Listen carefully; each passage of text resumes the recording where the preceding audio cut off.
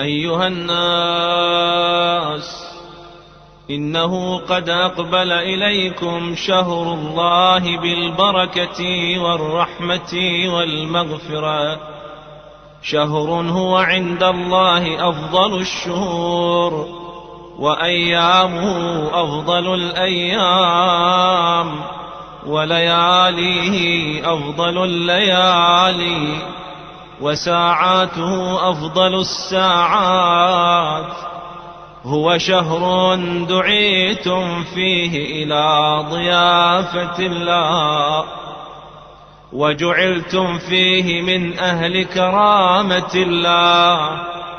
أنفاسكم فيه تسبيح، ونومكم فيه عبادة، وعملكم فيه مقبول، ودعاؤكم فيه مستجاب.